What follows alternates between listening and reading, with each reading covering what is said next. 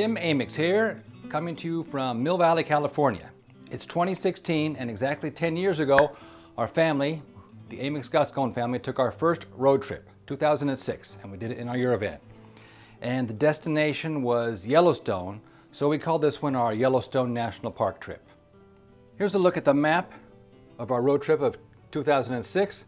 We started at our home in Mill Valley, California, went up to the Lake Tahoe area, Serene Lakes, where we stayed at Mitch and Becky's cabin for a couple of days, crossed over the Nevada desert to Great Basin, just at the border between Nevada and Utah, crossed over into Utah, went up to Ogden and Provo, where we spent some time at the Sundance, and then crossed over the north side of Salt Lake, went to Promontory, Utah, saw the Golden Spike, crossed the Wasatch Mountains up into the corner of Idaho and Wyoming, went into Wyoming up the Snake River Canyon to the town of Jackson, and Jackson is the gateway to the Tetons and our eventual destination, Yellowstone Park.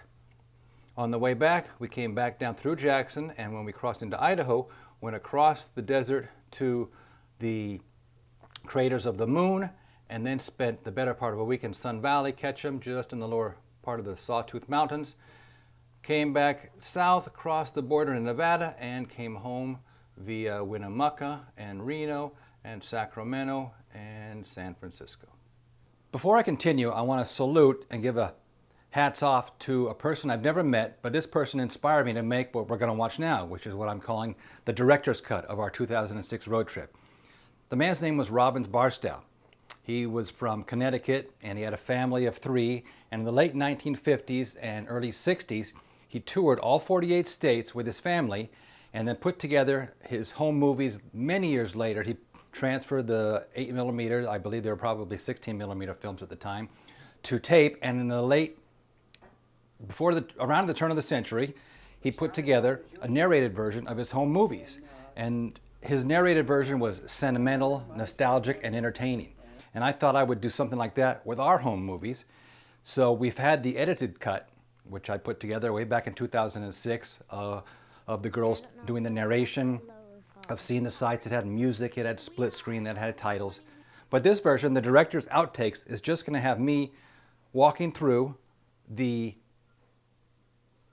vacation, which is going to show some of the outtakes and some of the behind the scenes, and with little anecdotes of things that went on that I didn't have time to cover in the longer edited version. So, before we get started, let's meet the family. We'll start off with the wife, Florencia Gascon, born in 1964, and our 2 daughters, Nicole, born in 1994, and Isabella, born in 1997. At this first road trip, Florencia would have been about 42 years old, Nicole would have been 12 years old, and Isabella would have been 9 years old. And this is me in 2006, back then a young 47 years old. 2006 was the first year that we had our Volkswagen Eurovan. We bought it for $7,000 in May of 2006 from a fella up in Sebastopol. At that time, the car would have been about 11 years old, probably had a little less than 100,000 miles on it. And this Eurovan became an extended part of our family. And in some ways, it was like a marriage, because with our precious Eurovan, we took it for better or worse. We stayed at Serene Lakes, which is outside of Soda Springs, and we stayed at Mitch and Becky's cabin, friends of ours from California. And I'm going to point out a couple things. This is Nicole. Hi, I'm Nicole.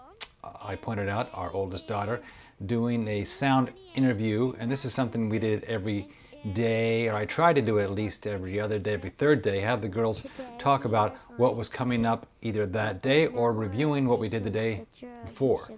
And you'll see some of that in the edited versions.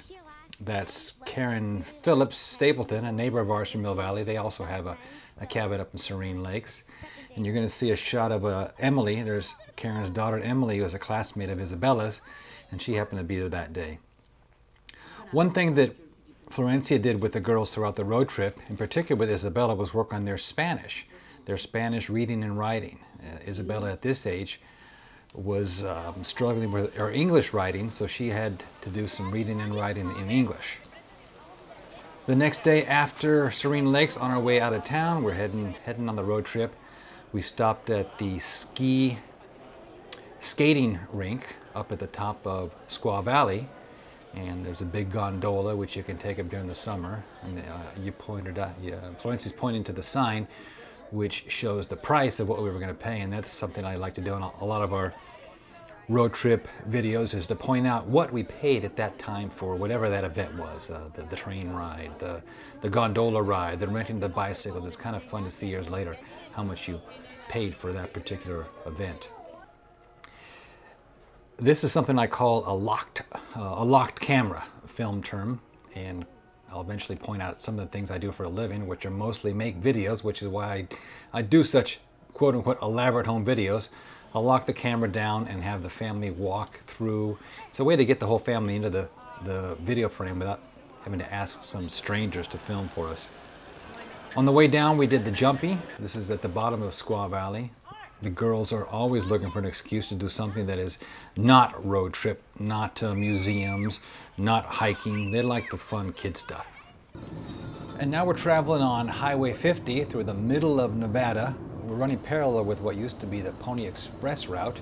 The Pony Express, the little horses that delivered delivered the mail from St. Joe to Sacramento between 1860 and 1861. And you see the girls here and me listening to my headphones. We're in the town of Austin, Nevada, and there's our van with the bikes in the back and the rocket box and the Yakima rack on the top. About this time of Isabella's life, she was real easy to coax into cleaning the windows every time we stopped for gasoline. It became her chore, and it wasn't so much a chore for her as it was sort of a privilege and a thrill. The price of gas in 2006 was $3.19, which is actually more expensive then than it is now 10 years later. Here in 2016, the price of gas is $2.44. Back on the road again, the girls had the DVD player, which they were playing in the back. I don't want to say all the time, because Florencia pretty much limited them to one movie per day, whether we were traveling 2 hours or 4 hours. Great Basin National Park was our next stop, and we spent the night here. This is looking up to the tippy top of Wheeler Peak, 13,063 feet. Great Basin National Monument was established in 1896, and now it's a national park. It's one of the 58 national parks in the United States. We stayed at Baker Camp, and there were the girls juggling their soccer ball. Eventually I'll talk a little bit about the responsibilities that we had for when we unloaded the car. Generally, Isabella and I unloaded things from the top, and Nicole and Florencia began to set up the camp. The Sundance Institute, which is 13 miles from Park City in the middle of Utah, not far from Salt Lake City. It's an organization that advances the work of independent filmmakers, founded in 1981 by Robert Redford. It's also a mountain resort where they have skiing in the winter and bike riding and hiking in the summer. We took the ski lift up to the top of not quite the top of the mountain, but to where skiers got off.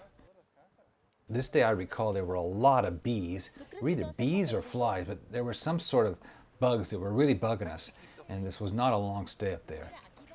A lot of people went up there and went for hikes, and I think if Florencia had her druthers that day, we would have done the hiking just like these people in the background were doing.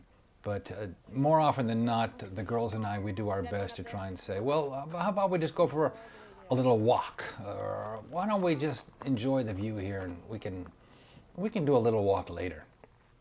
Again, Isabella at the top with the Wasatch Mountains in the background. I think you saw a fly around that sandwich that Florencia was making. On the way down, Isabella and I were noting a lot of the houses that are in the background. Multi-million-dollar houses for rich ski people that can spend their winter in Sundance. Gift shops are always a highlight for the girls. They had a habit, a custom of getting postcards that they would send back to their friends. Not to be confused with the Great Salt Lake, this is Utah Lake near the town of Provo where we camped. This was the same day that we were coming back from the Sundance. In Utah Lake, our kids were not the only kids that enjoyed taking a swim in this harbor. Swimming was probably the most popular activity the girls enjoyed doing on the road trip, besides playing miniature golf.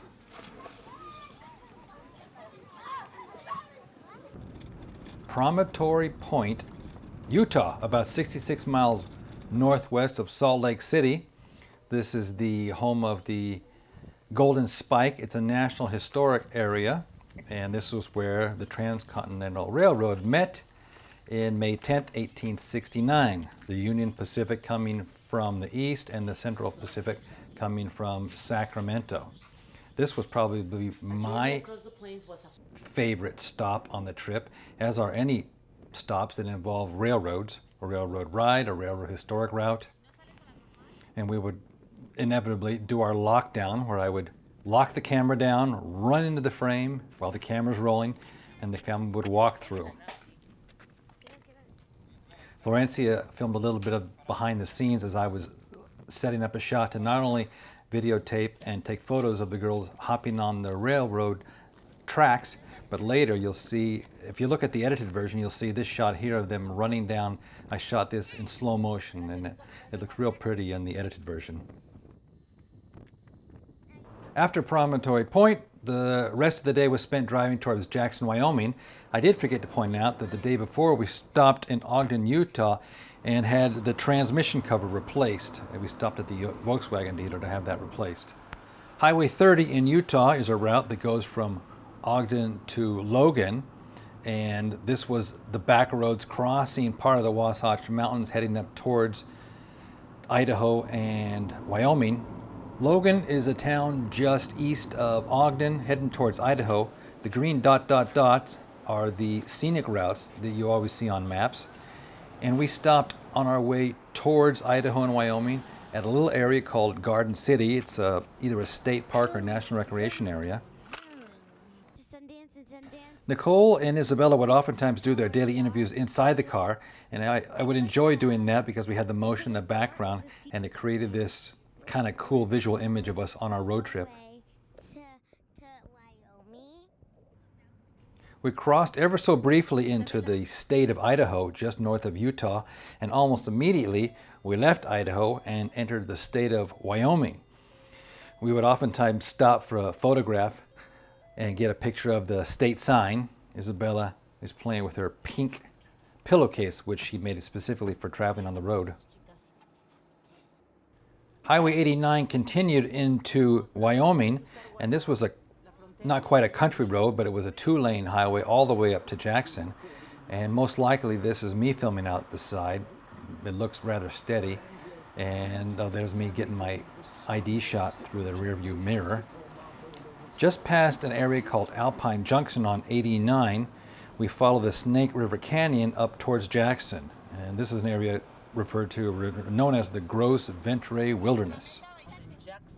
Later in the afternoon, early evening, we arrived at Jackson. Here is downtown Jackson, the Sun Valley of Wyoming, or Boulder. It looks like Mill Valley, the Mill Valley of Wyoming. And we did stop and have our pizza dinner in Jackson. July 4th, we began the day just north of the Grand Teton National Park, and we drove through there while Nicole gave us an ID of where we were going to be. Passing through, and the next day we were going to be at Tetons. Today is going to be a big day in Jackson, and Isabella gave us our identification in front of the sign just north of Jackson.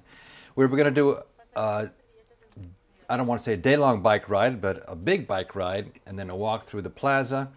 And later in the evening, you see in the background there's the ski. You can see the ski slope on the summer, but they shot off fireworks from the top of that hill, which we saw later in the evening. I don't have any photographs or video of that, so it's not going to be shown in this. But what we did the better part of the day, as I started to talk about, was we went for a bike ride. We parked our car just south of town, and there's some real nice bike paths around Jackson and some side streets that made it easy to go for a bike ride. We parked our bikes near downtown and walked through the charming downtown of Jackson, Wyoming. And Jackson, Wyoming, as I mentioned, it's kind of like the Boulder or the Sun Valley or the Santa Fe of Wyoming. Very charming. Great winter town, great summer town. The elevation is 6,237 feet. Population, about 8,600 people. It's often referred to as Jackson Hole, and Jackson Hole is actually the flat area north of town on your way towards Yellowstone and the Tetons, whereas the town is just Jackson. And this antler structure in their plaza has been a staple of the town since 1960. The Grand Tetons National Park, for me, was almost unknown before we went there. Everyone's heard of Yellowstone, and people that know about national parks heard about the Grand Tetons, but you really don't know how spectacular they are until you go there. They're hardly the poor stepsister of Yellowstone. The Tetons has become one of our favorite parks to go visit, and which we've been back to, I want to say, at least 2 or 3 different times since this first trip. We went for a motorboat in the area called, what lake is this? It's Coulter Bay, but it's actually Jackson Lake. The Tetons, what are they? They're a 40-mile-long Teton range. The park was established in 1929, and the highest point is 13,770 feet. We went out on a boat, a motorboat, which the girls love, and the girls got to drive the motorboat. Inside the Jackson Lake Lodge, going to the lodges has also become one of our family traditions, where we would sit around and pretend that we were guests at the hotel. We'd oftentimes check into internet, and the girls on this trip were doing not only their journals. Nicole would do a journal about what she was seeing, but Isabella was constantly doing her homework, her Spanish homework and her reading assignments. We hadn't quite got to Yellowstone when we started to see some of the wildlife in the area. We saw a moose in a big swamp, and we were hoping to see bear. And just north of the lodge, as we parked our car on the side of the road, a bear was spotted, not by us, by someone else. You can always see the cars parked on the road, and it usually means they spotted some sort of animal, and if you're lucky, it was a bear. You can see this is a big mama bear and 3 little cubs that we got to watch along the side of the road.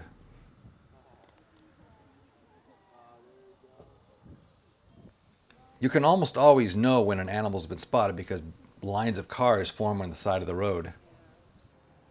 Right in between Yellowstone and the Tetons is a resort called the Flag Ranch. It's a resort for camping and mobile homes. Dave Pinto found this area, and he met us here. We'll see a little bit of Pinto coming up. So we camped here, and July 6th, the day after, we began what was our first big trip of the Tetons. I should say our first exploration of the Tetons. We parked at a visitor center near Jenny Lake. We went inside the visitor center to figure out which was going to be the trail and the destination we were going to walk. And what we found in here is something we find at almost every national park, and that's this big giant relief map that shows you the mountain ranges and the valleys and the lakes. And I always do what I refer to as my flyover. I put the camera down and it becomes like a helicopter, and I do my little sound effect, dunk, dunk, dunk, dunk, dunk, dunk, dunk. And later on in the editing, you'll see in the edited version I always add a helicopter. It's my little cute fun piece, and Isabella sometimes would help me create the sounds. Right, Isabella? Hidden Falls is where we decided to go. It was going to be a 2.5-mile walk from the visitor center. That was a funny shot when Nicole got banged in the arm by Isabella. Right in the middle of that. So Hidden Falls is about a 2.5-mile walk from the visitors center. That would make it about a 5-mile walk round trip, just about the perfect distance for the family. And Florencia spotted some sort of groundhog or critter on the way over there.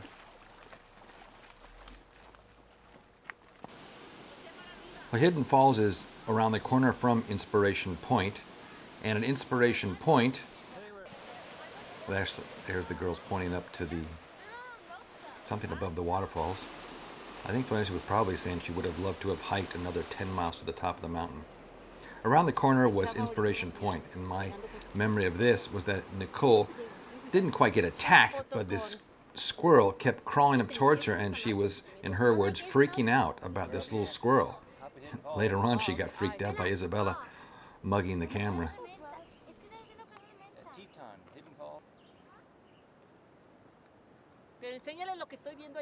Just as we started to head on back, it started to rain, and not just a little. It was a downpour. And our 2.5-mile hike back, it was quite beautiful, but we did get drenched heading back to the parking lot. The next day, July 7th, 2016, we began a circling route of Yellowstone.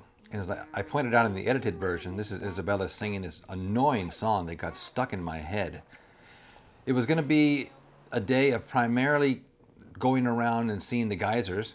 This is Yellowstone Lake, or Lake Yellowstone, and Nicole did what I later did a slow motion shot, which you see in the edited version, of her throwing the rocks into the lake. It's real pretty in slow motion.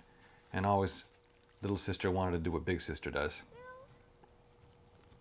For lunch, we stopped at Grant Village. I can't remember the name of the restaurant, but inside of Grant Village, this is a little before you get to the geysers, we stopped there and had our lunch. Nicole and Isabella always like to get the crayons and coloring. Certainly, Old Faithful Geyser is probably the most well-known geyser in the United States of America. And this was where we began our Geyser Valley Trip walk. It's a huge area and it's laid out real well for the tourists. And since the geyser goes off between every 30 minutes and every 120 minutes, it's pretty well calculated when it's going to go. So you can get there and know that you're going to wait no more than 2 hours, and it could be as little as 30 minutes if you're lucky. When the geyser eventually goes off, it lasts anywhere from 2 to 5 minutes, and it'll go at a height of 90 to 184 feet. I'm told by the park ranger it's not the biggest or the most regular, but it is the biggest regular geyser they have in the park. And so that, among other reasons, is the most popular. The benches where we watched it from were about 300 feet away, and it's by far the easiest and most successful of the geysers to watch. Not myself. My biggest memory of the geyser is the sound. Kind of quiet. I thought it would be a bigger Can you take a picture? shout, but it was really more just like a little. He said, Nicole, you're blocking. I think you're blocking. Sit down. Okay, Was I in the Nutella. picture? Yeah. Down.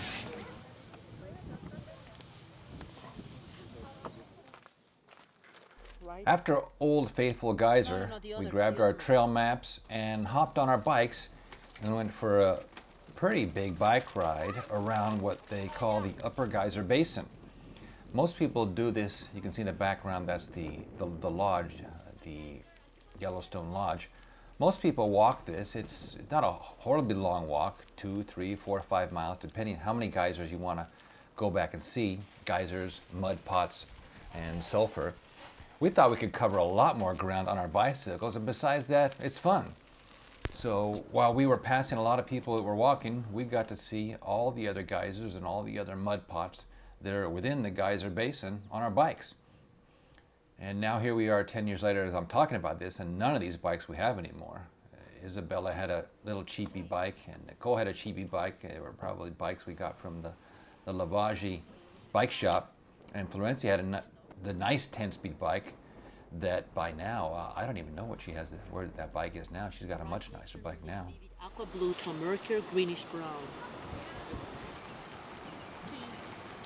The John Rockefeller Memorial Parkway is about a 45-mile connection between the Tetons and Yellowstone, named after John Rockefeller, who donated about 35,000 acres to the Park Service.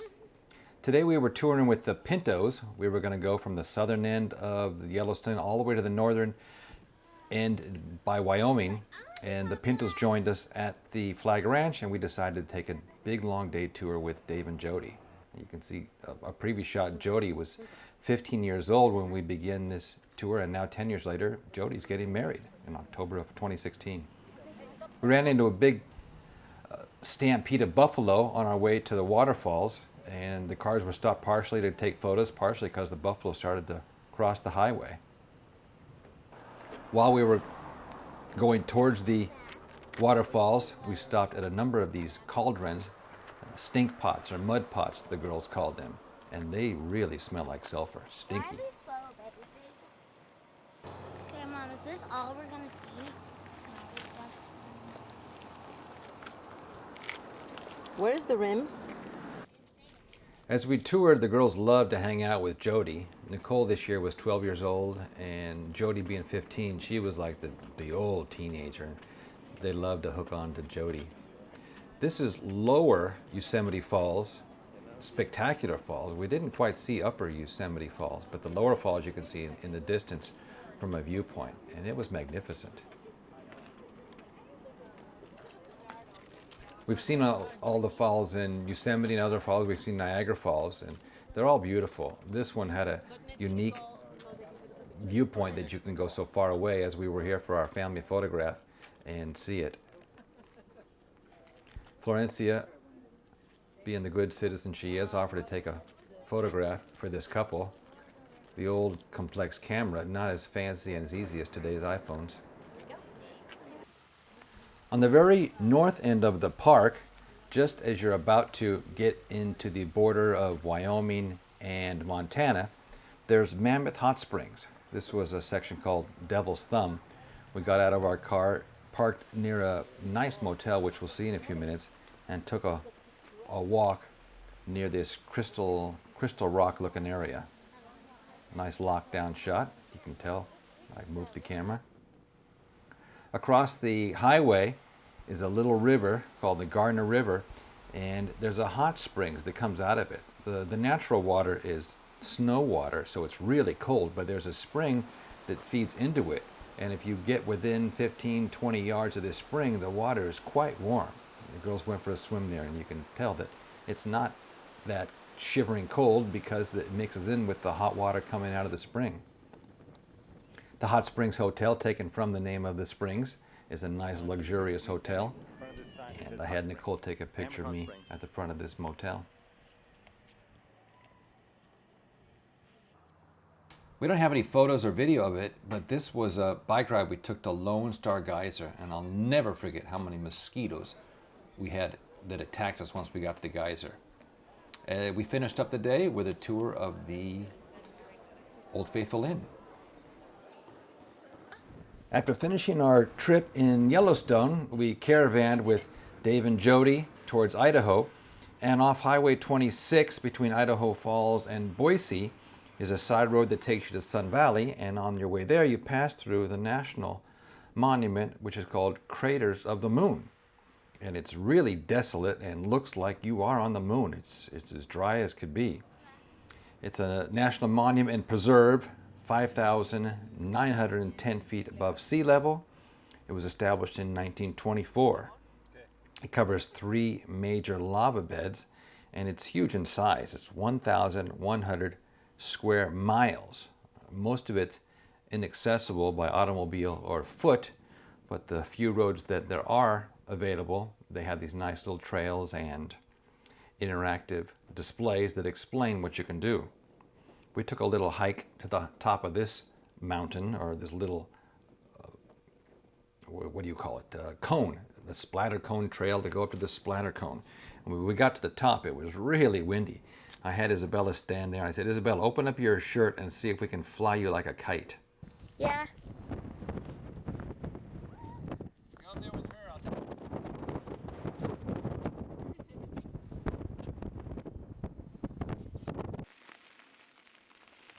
The Wild Creek Ranch, just about 10 miles east of Sun Valley, Idaho, high in the mountains.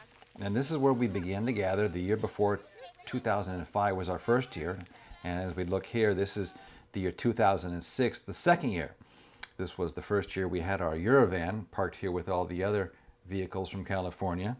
And who goes here? Well, this has become one of our most special events that we do every year, and I'm losing track. What we've done in the better part of 8 of the last 10 years, and 7 to 10 families that are all Tamalpa runners, friends of Florencia's, friends of mine from Marin County, that gather there to play games, relax, go for hikes, and it's a wonderful atmosphere because the kids are involved with the families, and it's been so fun to grow up not just with our kids and the other adults, but with other families and their kids. And here we are 10 years later, and most of these kids are now either in college, certainly high school, and some are out in the working world. As I pointed out earlier, Jody's getting married in a month. Florencia was really good at organizing games. She's being the teacher and the coach, yearly would organize the relays and the water balloon toss. There are a combination of older teenagers, but at this time, most of the kids were our kids' ages. And there's Julia Mace playing pool with Isabella. And I'll point out some of the names of the people that have become such a key figures in our life. That's Julia Sudlow. There's Jenna Sudlow. There's 3 Sudlow girls, and all are grown up now. There's little Joey Ryan. Joey Ryan now is a junior in college playing baseball at CSUN. Watch this. Whew. Nice throw, Joe. There's Mia Eisenberg. Isabella playing. There's Kylie. And that is Bella Lavagie, who's now a sophomore at Stanford University. Julia, there's Dean Lyons, superstar bicycle kid. The Tracy girl, she's out of college now, and that's one of the Rickman kids who only went that first year. This is a very special lady, Helen Rackham, a woman who's from Idaho and lives in Twin Falls, and she always goes out and helps out at the ranch. Anna and her youngest daughter, Annika Lavagie, who's now a senior at TAM, running with the track team. Sarah Sudlow and Chris Lavagie, big biker. And Pinto, who's doing the touring with us. Dave Sudlow, who later provided some of the games and the arms. Vicki Rickman, who only went 1 year with her husband, Mark. Same with Carrie, Ratola, and Todd. They were just 1 year people. Mark Rickman, Vicki's husband, superstar ultra guy. And these boys are Nako, Harn, Bruce, and I missed the other one, Tom Tracy and his son, Chris Lyons, who only came out 1 or 2 years with Tom, Julie Nako and Ziggy. The Nakos have been a big part of the group and come out every year. These are the Allen boys, and they only came out 1 year, maybe 2. Christy and Greg Allen's sons. One's in college now and one's still in high school. Scotty Harn and Carol, they've since moved. There's Todd playing pool. The Harns have since moved. There's Terry. I got to get back to my story. Terry Ryan along with Peter Eisenberg. The Harns have since moved to Lake Oswego, Oregon. Liz Eisenberg, Peter's husband, taking it easy. David Leipzig leads the line. I want to say the food was catered. It was actually provided by the people, kind of a low-rent catering, but they always gave us wonderful food. Hot dogs, steaks, pastas.